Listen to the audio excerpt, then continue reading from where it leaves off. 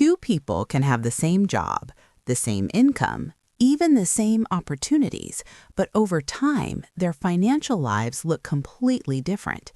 One stays stuck, working harder every year. The other slowly builds freedom. What made the difference?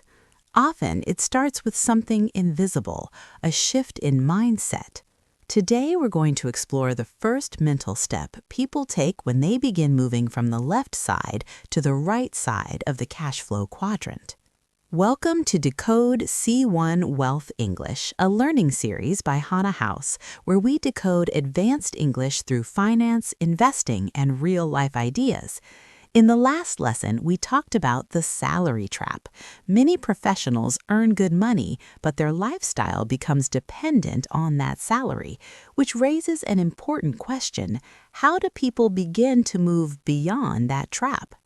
To explore this idea, let's listen to our experts, Alistair and Victoria. Most people assume escaping the salary trap requires more money. Which is a common misunderstanding. Quite right. The real change usually begins with a shift in mindset. Instead of asking, how can I earn more salary, they start asking a different question. Such as, how can I create income that doesn't depend entirely on my time? Exactly. That's when people begin exploring business ownership or investing. And that mental shift is often the first step toward the right side of the cash flow quadrant. That sounds simple, but in real life, the shift is not always easy.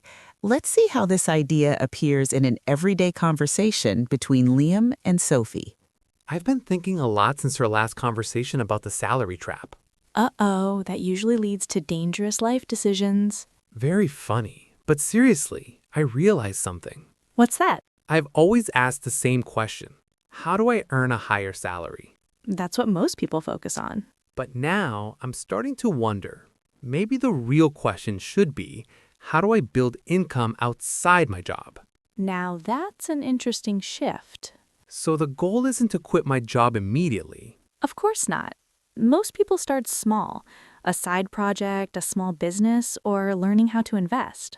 So it's more like gradually moving across the quadrant. Exactly. Not jumping, transitioning. Great discussion. Now let's decode some useful vocabulary from today's lesson. Word number 1, shift in mindset, meaning a significant change in how someone thinks about a problem or situation. Example, escaping the salary trap often begins with a shift in mindset. Another example, many entrepreneurs succeed because they adopt a different mindset about risk and opportunity. Word number 2, transition, meaning to move gradually from one state or situation to another. Example, many professionals transition slowly from employee to business owner. Another example, learning to invest is often part of the transition toward financial independence. Reminder term, salary trap.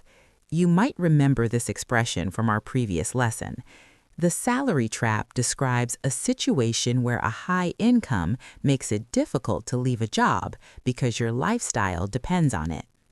The journey from the left side of the cash flow quadrant to the right side rarely happens overnight.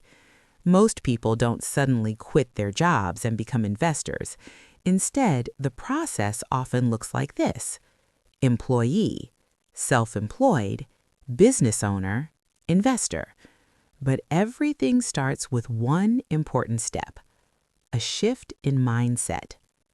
You stop thinking only about earning money and start thinking about creating systems that generate income. Thanks for learning with Decode C1 Wealth English by Hana House.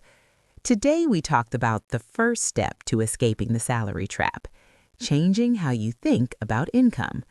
But this leads to an important question. What exactly is the difference between a business owner and an investor, and why do both play such important roles on the right side of the cash flow quadrant? In the next lesson, we'll break down business versus investing and the advantages and disadvantages of each. See you in the next episode.